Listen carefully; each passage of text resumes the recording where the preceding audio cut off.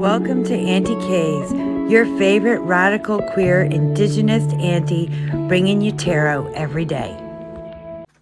Hello everyone, and welcome to Aunty K's Tarot. For today's video, I've created a set of questions that I'm titling Deconstructing My Tarot Collection. And so the questions are about different aspects of a tarot deck and what my favorites are among the different decks.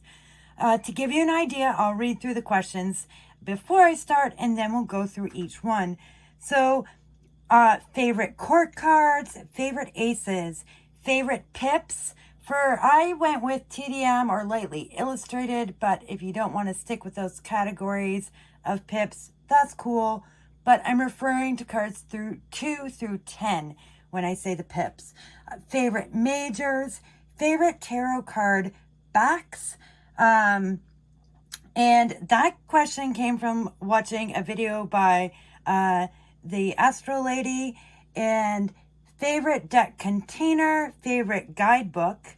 And then I've got the tricky cards, 1 and 2, being the Empress and the 3 of Swords, because those are cards where, you know, a lot of us struggle with the Empress card, so that's why I chose that. And then 3 of Swords, it can just be the same on every card, and I could have included the 8 of Wands in there. And so if you can't decide on a favorite 3 of Swords in your collection, I think replacing that with your favorite 8 of Wands would be equally appropriate. Favorite extra card. So we are going to get started. So for my favorite court cards, what I chose for that category was the Next World Tarot.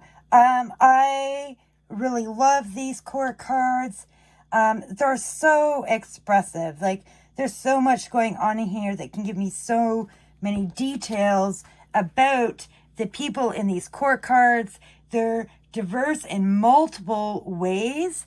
And I also happen to love the art. This one is one where the art just like blows me away. And so these are my favorite court cards. Sometimes we struggle with how do I read a court card, and there's just so much character put into each of the people in these court cards that I find them incredibly easy to read and see like an entire person within these cards, and so they are hands down my favorite court cards. We'll finish going through them here. So for my favorite aces, I chose the Gentle Tarot. I think these aces are just gorgeous. They're truly beautiful. I'm gonna line them up like this so you can see the whole lot of them. I love them art-wise. I really love them. I like what's in them. The expression of them, it tells me so much. And I enjoy everything about these aces. I know when I look at them right away that I am looking at an ace. Next up is favorite pips. And I chose the Fifth Spirit Tarot for this choice here. They're lightly illustrated, and they do rest on the pippish side, how you read them, and it really works for me. I think this one's kind of brilliant, how we have a candle and a match.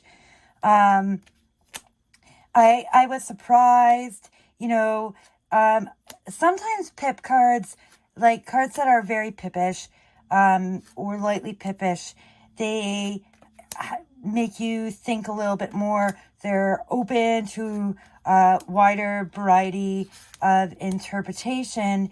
And so I have come to like pips for that, but I think this particular deck really hits it home in a lot of ways. I think the way they were put together was incredibly creative, and to do pipish cards and have them still be easy to read is a fabulous creative feat in my mind. And so these are my favorite pips. So majors, my favorite majors, and that happens to be Desert Illuminations. I feel really included in this particular deck. And I'm putting this aside because she's going to come up later. And I love the colors. I love what's going on in these cards. I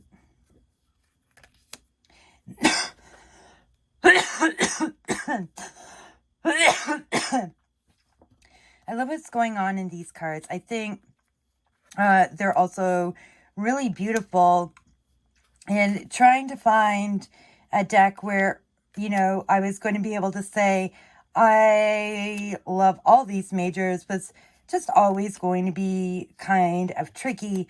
But as I look through my collections, I was like, yes, this is my favorite set of majors here in Desert Illuminations.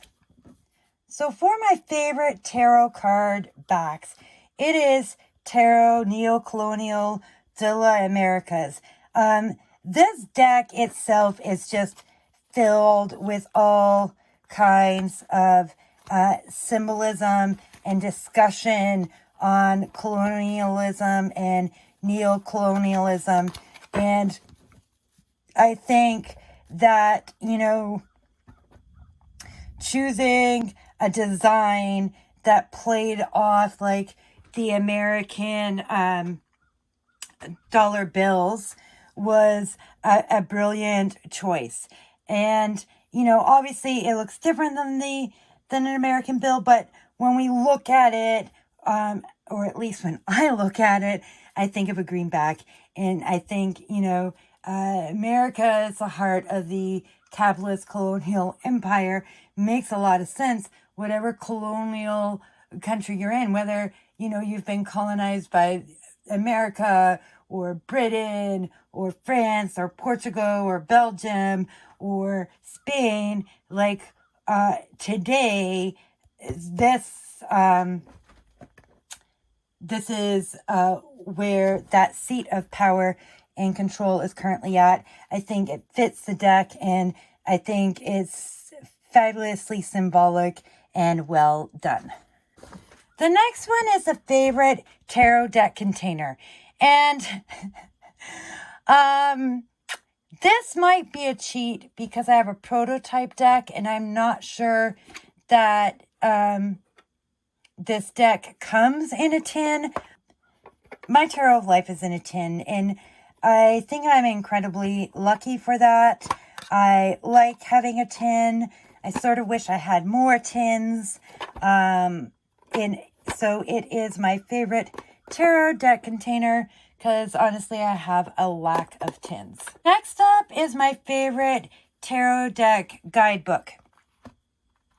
And Christy C. Rhodes' Next World Tarot is wins it for me in this regard. I just think it's fabulous.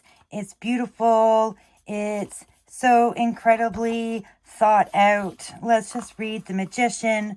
I know I probably should have checked for my favorite passage in here, but I didn't. The magician is a trailblazer, a torch in her own right, carrying progressive solutions to survival, well-being, intuitive knowledge, and definition of justice. The magician walks in the shoes of her ancestors, with bouncing souls made for paving concrete and reworking the fabric of the world. Here marks a phase, an age, a portal into a new stage of your life. From this point on, you have agency. You believe firmly in your power despite the potentially negative influence of the world that surrounds you. As a leader, the magician asks you to investigate the foundation of your intent. Is there a history of self-sabotage? Are you compromising your truth? Are you working towards initiatives that perpetrate hate? Or are you truly evaluating the voices on every margin?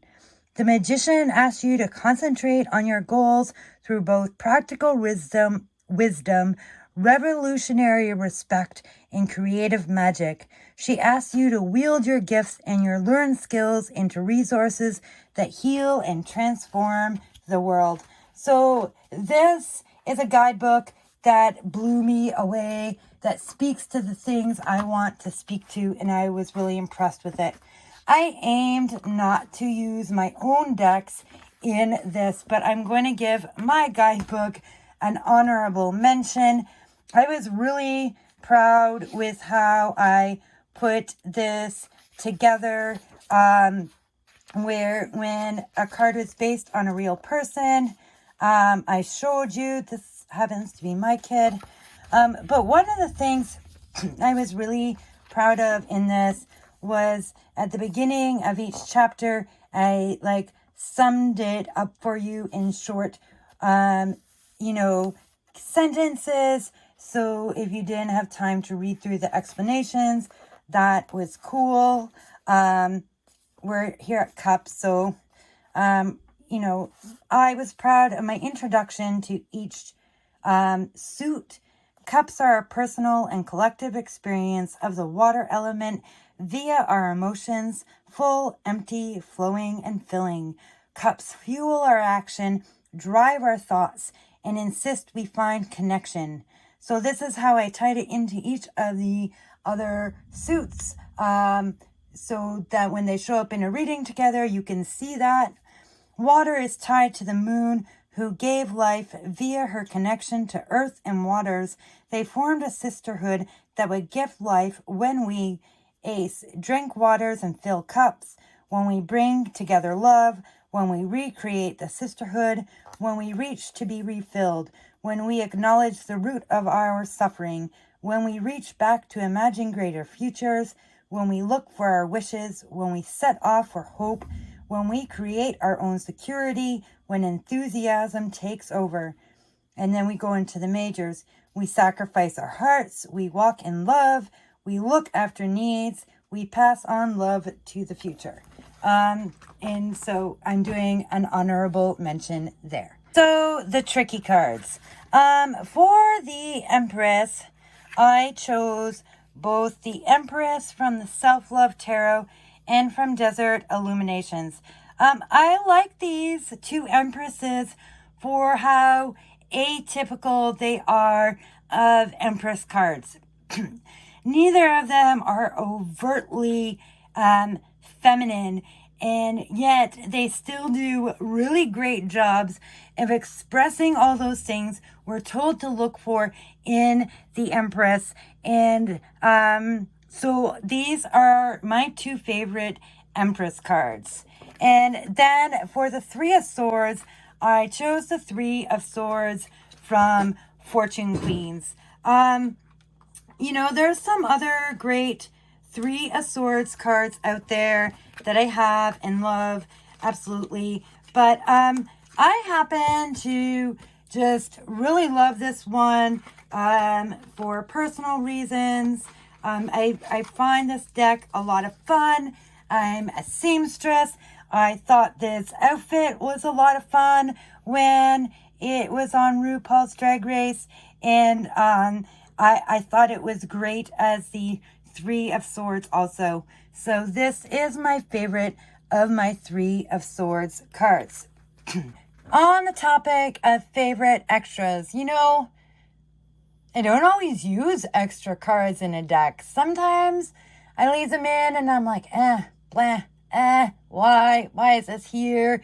But what I always wanted was a happy squirrel card, and Mystic Medleys gave me a happy squirrel and a sad squirrel, and I am thrilled with them.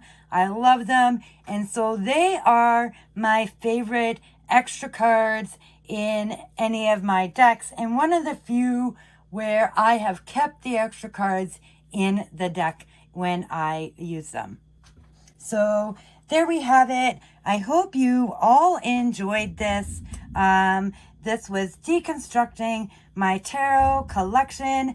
And if you wish to, let me know in the comments what your favorites are for each section, or if you wish to do a VR, I would also love that. Make sure you let me know if you do that. And thank you for joining me here today. Like, comment, and subscribe, because I most frequently forget to say that. You can also, follow me on Discord or join me on Discord. I am on Patreon, but I'm trying to encourage people to switch off Patreon subscriptions, and even though it's more tricky, like, pay me regularly through my Linktree or through PayPal, and then you can avoid security issues that you might have from Patreon's most recent changes. So that's all, folks. I will see you later, and I look forward to seeing people's responses.